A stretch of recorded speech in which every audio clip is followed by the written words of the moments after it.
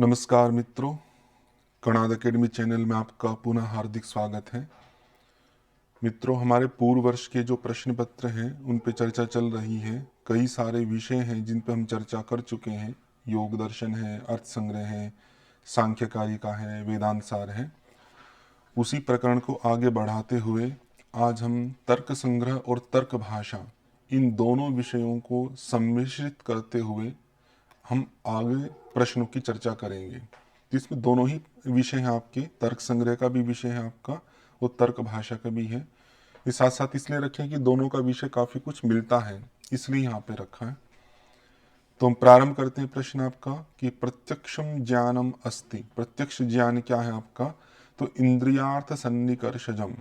तो जैसे न्याय दर्शन का सूत्र आता आपका, इंद्रियार्थ सन्निकर्षोत्पन्नम ज्ञानम प्रत्यक्षम। उसी के आधार पे आपके बताया कि इंद्रिय और उनके जो विषय हैं, मतलब अर्थ, उन दोनों के सन्निकर्ष से उत्पन्न होने वाला जो ज्ञान है आपका, उसको प्रत्यक्ष ज्ञान कहा जाता है। बाकी के जो पार्ट है वो किसी के लक्षण नहीं है, कंफ्यूज करने के लिए बनाए हैं, तो आपका इसका बी ऑप्शन हो जाएगा। फिर आगे, तंतु पटयो अस्ति संबंध। तंतु और पट का कैसा संबंध है? ये आपका समवायी संबंध है। आप देखेंगे कि तर्क संग्रह और तर्क भाषा में दो प्रकार के संबंध होते हैं। संबंध अगर आप देखें, दो प्रकार के, एक संयोग संबंध होता है आपका, एक समवाय संबंध होता है। और जो समवाय संबंध है आपका, वो 5 प्रकार के संबंधों में होता है। एक तो होता है आपका अवयव अवयवी, ठीक है, जो कि अपना ये है तंतु और पट। यहाँ पे जो समवाय संबंध है वो अवयव अवयवी का है। फिर गुण गुणी होता है आपका, गुण गुणी। फिर क्रिया क्रियावान का होता है, क्रिया क्रियावान। जाति व्यक्ति और विशेष और नित्य द्रव्य, ये 5 प्रकार के जो संबंध होते हैं वहां पर आपका समवाय संबंध होता है। तो इनसे आगे भी प्रश्न आपके आ सकते हैं, तो इन 5 को याद रखिएगा। अवयव अवयवी, गुण गुणी, क्रिया क्रियावान, जाति व्यक्ति, विशेष और नित्य द्रव्य। तो यहाँ पे तंतु और पट में अवयव अवयवी संबंध होने के कारण से समवाय संबंध है। हित्वाभास कतिविध, कि जो हित्वाभास है वो कितने प्रकार का है? तो 5 प्रकार का आपका हित्वाभास है। जैसे बाधित हो गया आपका पहला, सव्यभिचार, जिसको नैकांतिक भी कहा जाता है। तीसरा आपका विरुद्ध हो गया। चौथा आपका सत प्रतिपक्ष हो गया। और 5वां आपका असिद्ध हो गया। फिर इनके भेद प्रभेद भी आते हैं, वो सब आगे आगे आएगा तो पढ़ लेंगे। अभी 5 नाम आपको मैंने बताया कि हित्वाभास जो होता है 5 प्रकार का, और 5 नाम आपके सामने मैंने प्रस्तुत किए। फिर न्याय मते प्रमाणानि संति, न्याय के मत में कितने प्रमाण हैं आपके? तो 4 प्रमाण हैं आपके जो न्याय स्वीकार करता है। प्रत्यक्ष, अनुमान, उपमान और शब्द। चत्वारि प्रमाणानि, प्रत्यक्ष, अनुमान, उपमान और शब्द। सिंपल सिंपल प्रश्न थे। फिर जून के आपके देखिएगा, संस्कार कस्मिन पदार्थे अंतर्भवति, संस्कार का किस पदार्थ में अंतर्भाव होता है? तो आप देखेंगे कि जो 24 गुण हैं आपके, उन 24 गुणों के अंतर्गत ही आपका संस्कार आता है। मोस्ट इंपॉर्टेंट पार्ट है ये भी, इसको ध्यान रखिएगा। तो गुणे कह सकते हैं। हमें पता है कि 6 या 7 पदार्थ हैं आपके, तो उन 7 पदार्थों में से एक पदार्थ आपका द्रव्य गुण है। उस गुण के अंदर ही आपका संस्कार आता है। धर्माधर्म संस्काराः चतुर्विंशतिर्गुणाः। फिर उन संस्कार के भी 3 भेद करते हैं, वेग संस्कारः, भावना संस्कारः और स्थिति स्थापकश्च संस्कारः। वो आगे आगे जैसे आएगा वो बता देंगे। तो आपको गुण के अंदर रखना चाहिए, और गुण के टोटल अगर संख्या पूछते हैं तो 24 गुण आपके होते हैं। और भी देखें तो जैसे द्रव्य हैं आपके, तर्क संग्रह के अनुसार आपके 9 द्रव्य हैं। कर्म कितने हैं आपके? 5 कर्म हैं। अभाव कितने हैं आपके? प्राग अभाव इत्यादि करके 4 प्रकार के अभाव आपके स्वीकार किए जाते हैं। सत्व रजस तमसाम साम्यावस्था किम कथ्यते, ये थोड़ा गलत आ गया इसमें, सांख्य का था, चलो आ गया है तो मैं आपको बता देता हूँ। सत्व रजस और तमस की जो साम्यावस्था है उसको मूल प्रकृति कहा जाता है। क्योंकि दो प्रकार की प्रकृति की अवस्था देखते हैं, एक साम्य अवस्था देखी जाती है, एक आपकी विषम अवस्था देखी जाती है। साम्य अवस्था वो है जहां पर सत्व रजस और तमस में कोई भी विकृति नहीं है, बिल्कुल मूल अवस्था में है, इसमें कोई भी हलचल नहीं है, उस अवस्था को साम्य अवस्था कहा जाता है। तो वो मूल प्रकृति अर्थात अव्यक्त प्रकृति की है। और जो विषम अवस्था है जहां पर सत्व रजस और तमस में आपकी विकृति आनी प्रारंभ हो जाती है, हलचल प्रारंभ हो जाती है, तो वहां से उत्पत्ति प्रारंभ होती है, महत अहंकार आदि आगे के जो पदार्थ हैं आपके विषम अवस्था के अंतर्गत आएंगे।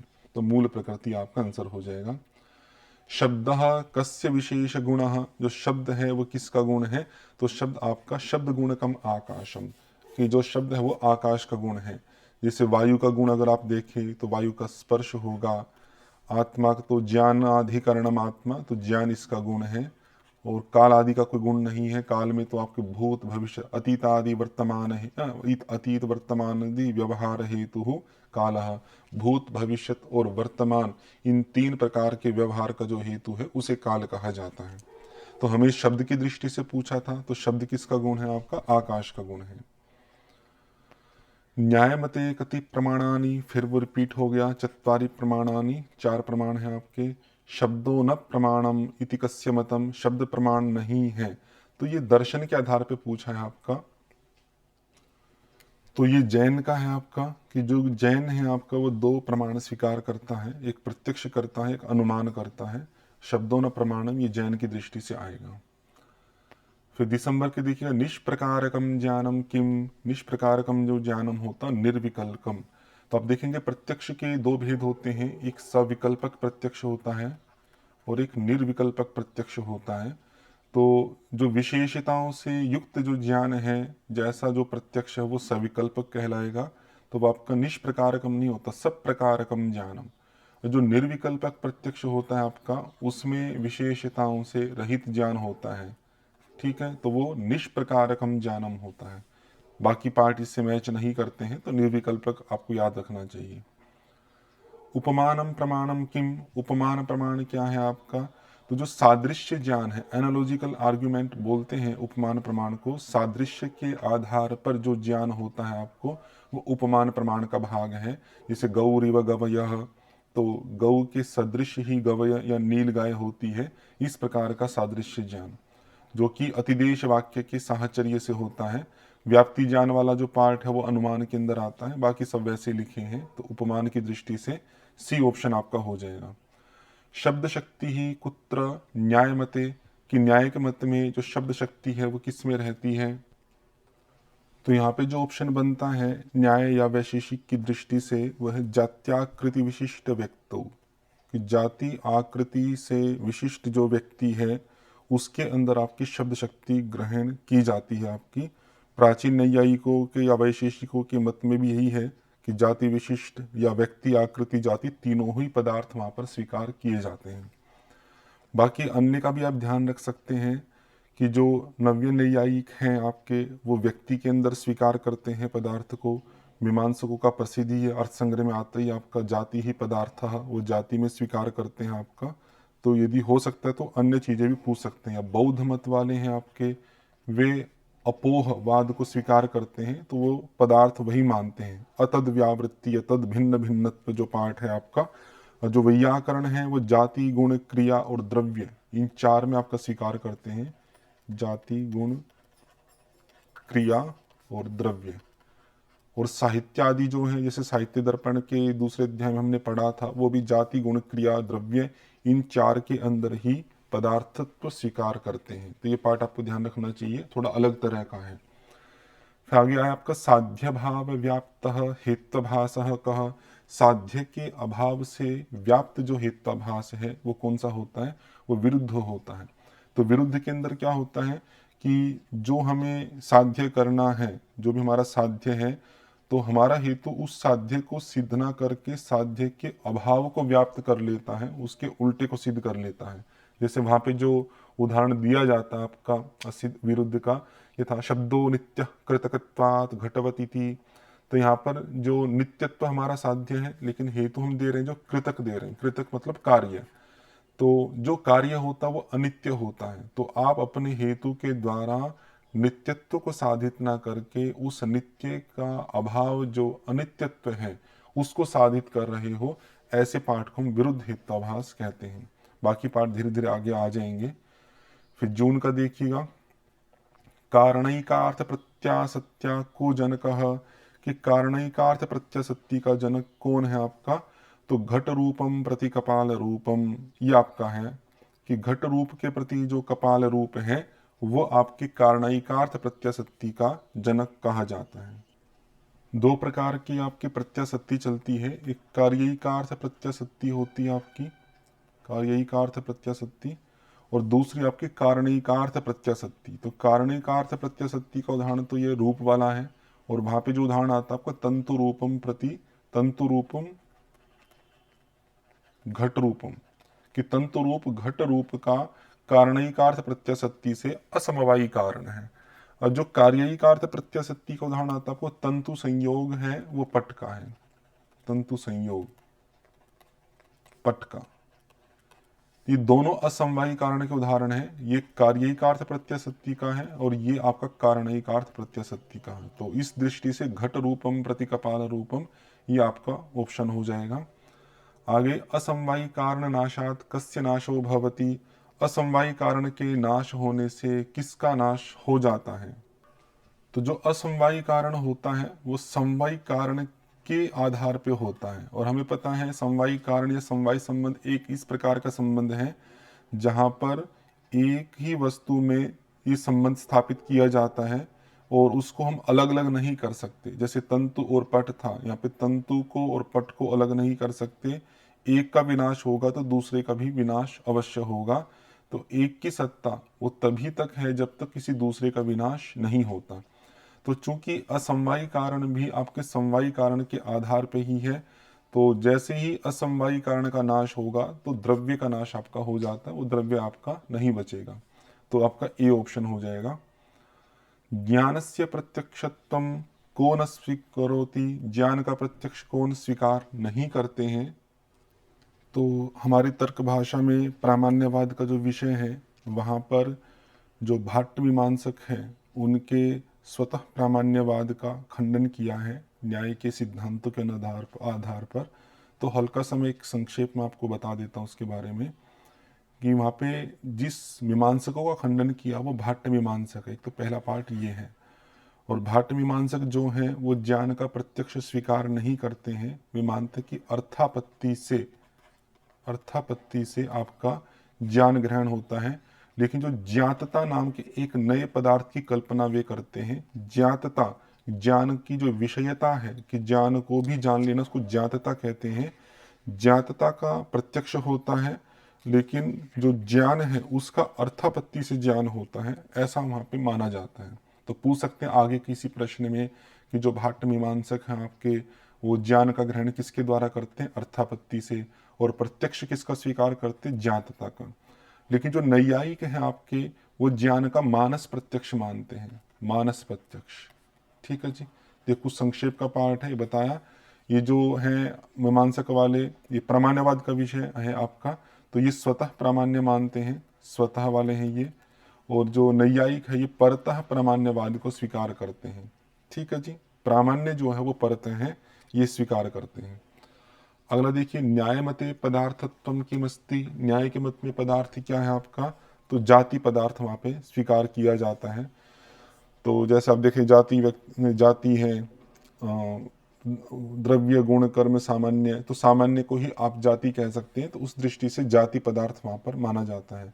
या ऊपर भी जैसे आया था उस दृष्टि से भी आप देखो, तो वैसे तो पूरा पूरा नहीं है यहाँ पे, तो आप पूरा कहना चाहें तो जाति विशिष्ट जो व्यक्ति है, जात्याकृति विशिष्ट जो व्यक्ति है, उसको पदार्थत्व के रूप में स्वीकार करते हैं। तो बाकी जो ऑप्शन है वो उतने मैच नहीं हो रहे, अखंडोपाधि सखंडोपाधि पदार्थांतरम, तो जाति वाला आपका बेटर ऑप्शन है यहाँ पे। कह जीवन मुक्ति न स्वीकरोति, जीवन मुक्ति को कौन स्वीकार नहीं करता है। तो इनमें से मीमांसक हो सकता है, मीमांसक जीवन मुक्ति को स्वीकार नहीं करते हैं, क्योंकि नैयायिक भी मोक्ष की अवधारणा को स्वीकार करते हैं। तत्व ज्ञानात् निश्रेयसाधिगमः, सांख्य में भी आपकी चर्चा आती है, कैवल्य की, अद्वैत वेदांति में तो आता ही आपका जीवन मुक्त का प्रकरण। तो उस दृष्टि से मीमांसक आपका ऑप्शन होना चाहिए। दिसंबर 2011 का देखिएगा, न्याय मते पदार्थयोः संबंध नियामकः कः। पदार्थ का जो संबंध का नियामक करने वाला है वो कौन सा है। तो वाक्य के ये 4 लक्षण आते हैं, योग्यता, आकांक्षा, आसक्ति इत्यादि करके। तो उनमें से कौन सा आपका संबंध का नियामक होगा ये आपको बताना है। तो पदार्थ के संबंध को नियमित करने वाला जो होगा आपका वो योग्यता हो जाएगा, कि जैसे अग्निना सिंचती, लेकिन यहाँ पे योग्यता न होने से उन पदार्थ का परस्पर कोई संबंध नहीं हो पाता। यदि योग्यता होती कि जलेन सिंचती तो उन पदार्थों का परस्पर संबंध हो सकता था। तो आपका ए ऑप्शन हो जाएगा। बाकी आसक्ति है वो समीपता को कहा जाता है, कि अविलंबेन उच्चारणम, कि जो वर्ण आप उच्चारित कर रहे हो, जो शब्द उच्चारित कर रहे हो, तो एक शब्द से दूसरे शब्द के बीच में विलंब ना हो। आकांक्षा है प्रतीति पर्यवसान विरह, कि प्रतीति के पर्यवसान का विरह हो जाना आपका है, तो वो आकांक्षा है। लक्षण आदि आपकी अलग चीजें हैं। अगला देखिए, अधोनिर्दिष्टेषु अलौकिक सन्निकर्षः केन न स्वीकृतः। अलौकिक जो सन्निकर्ष है किसके द्वारा स्वीकार नहीं किया गया है। तो इस प्रश्न का उत्तर मुझे स्पष्ट नहीं है, तो जो मेरी समझ है मैं आपके सामने प्रकट करता हूँ। आचार्य विश्वनाथ पंचानन ने तो अलौकिक सन्निकर्ष का उल्लेख किया है अपने ग्रंथ के अंदर, न्याय सिद्धांत मुक्तावली में, तो इसको तो मैं हटा देता हूँ। यदि ये देखे कि जो आचार्य यहाँ पे दिए हैं, अन्नम भट्ट है या केशव मिश्र हैं आपके, तो उनके द्वारा ही अलौकिक सन्निकर्ष का प्रतिपादन किया गया हो, तो न तो तर्क संग्रह में अलौकिक सन्निकर्ष का उल्लेख है, न ही तर्क भाषा में है। लेकिन चूंकि ये न्याय वैशेषिक के ग्रंथ हैं, उनके सिद्धांतों को स्वीकार करते हैं और अलौकिक सन्निकर्ष नहीं होता है ऐसा भी नहीं कहा है, तो उस दृष्टि से माना जा सकता है कि ये भी दोनों अलौकिक सन्निकर्ष को स्वीकार करते हैं, यद्यपि शब्दशः उल्लेख ना किया हो। तो ऐसा यदि स्वीकार करते हैं तो जगदीशेन ये आपका ऑप्शन हो सकता है। बाकी अभी स्पष्टता मुझे इसकी नहीं है। हम अगला क्वेश्चन देखते हैं आपका, केवलानवयित्वम किम अस्ति, कि केवलानयित्व आपके 3 प्रकार के हेतु होते हैं। एक अन्वय व्यतिरेकी होता है, एक केवलान्वयी होता है, एक केवल व्यतिरेकी होता है। तो यहाँ पे केवलान्वयित्व जो है आपको, उसको आपको बताना है। तो ये जो प्रश्न आपका आया है, ये तर्क संग्रह पे जो टीका है आपकी, तर्क संग्रह दीपिका, उसकी डेफिनेशन ये पूछी है कि केवलान्वयित्व जो होता है, अत्यंताभाव प्रतियोगित्व केवलान्वयित्व, कि जो अत्यंत अभाव का अप्रतियोगी है। तो कुछ ऐसा भाव हो सकता है कि अत्यंत अभाव है आपका व्यतिरेक वाला पार्ट, और उसका जो अप्रतियोगी है, उसका जो आपका प्रतियोगी का पार्ट का भी अभाव जो होगा वो केवलान्वयी होगा आपका, कि अत्यंत अभाव का भी अभाव, इस प्रकार का पार्ट आप कह सकते हैं। तो ये थोड़े से कठिन प्रश्न है क्योंकि टीकाओं के आधार पर पूछे गए हैं, लेकिन जैसा जैसा आप ध्यान रख पाएंगे जितना उतना आप रख सकते हैं, बाकी जो पार्ट वो आप छोड़ सकते हैं। अगला प्रश्न देखिए, परमाणु विशेषयोः कः संबंधः। ये पहले आपको बताया ही था आपको परमाणु और विशेष का क्या संबंध होता है। तो जो समवाय संबंध आपके बताए थे ना 5 प्रकार के, विशेष और नित्य द्रव्य, तो नित्य द्रव्य मतलब परमाणु हो गया और विशेष हो गया, तो उन दोनों का जो संबंध होता है आपका समवाय संबंध होता है। तो 5 प्रकार के थे आपके, गुण गुणी, अवयव अवयवी, क्रिया क्रियावान, जाति व्यक्ति, और विशेष और नित्य द्रव्य। वहां पर नित्य द्रव्य को परमाणु आप कह सकते हो। अधो निर्दिष्टेषु अवैदिकम शास्त्रम किमस्ति। अवैदिक जो वेद की सत्ता को स्वीकार करते हैं, न्याय भी करता है, योग भी, वैशेषिक भी, जैन दर्शन स्वीकार नहीं करता है। सामान्य प्रश्न है तो जैन दर्शन आप कर सकते हैं। इनमें से वृत्ति आपको बतानी है मैच करके कि किसकी कौन सी वृत्ति है। जैसे योग सूत्र पर आपकी भोज वृत्ति है, जो माठर वृत्ति है आपकी ये सांख्य के ऊपर है आपका, तो ए का 3 हो जाएगा। न्याय के ऊपर आपकी विश्वनाथ की वृत्ति है, और वैशेषिक के ऊपर जो है आपकी भारद्वाज की वृत्ति है। तो कभी कभी आ जाता है, इसको भी आप ध्यान रख लीजिएगा, उस हिसाब से जो ऑप्शन मैच होगा वो मैच कर लीजिएगा। अधोनिर्दिष्टेषु किम सत्यमस्ति। इनमें से कौन सा सत्य है आपका, कि न्याय मते अप्रामाण्यम स्वतो ग्राह्यम आपका गलत है आपका। न्याय मते शब्दों विशेष गुण, वैशेषिक मते प्रमाणम त्रिविधम, न्यायमते मनसो विभुत्वम अस्ति। तो इसमें आपका ये कह सकते हैं कि वैशेषिक जो है वो या तो दर्शन लेंगे तो 2 प्रमाण स्वीकार करता है, यदि तर्क संग्रह इत्यादि ग्रंथ लेंगे तो 4 प्रमाण स्वीकार करता है, ये भी गलत है। और न्याय के मत में आपका मन का जो है आपका यदि तर्क संग्रह के अनुसार देखे तो उसको अणु कहा गया है। तर्क संग्रह में भी उसको अणु ही, तो तर्क भाषा में भी अणु ही कहा गया है। इस दृष्टि से आपका बी ऑप्शन ठीक रहेगा आपका, कि न्यायिक मत में जो शब्द है आपका विशेष गुण है। ठीक है जी। अगला देखिए, जून 2012 में अर्थापत्ते कस्मिन् प्रमाणे अंतर्भावः भवितुमर्हति, कि अर्थापत्ति का किस प्रमाण में अंतर्भाव हो सकता है, तो अनुमान प्रमाण में उसका अंतर्भाव हो सकता है। ये भी याद रखिएगा, आगे आ सकता है आपका। अगला है सादृश्य ज्ञान करणम किमस्ति, आपका ज्ञान का करण, ये पहले भी पूछा गया था, उपमिति। उपमान प्रमाण में ही सादृश्य का प्रयोग किया जाता है।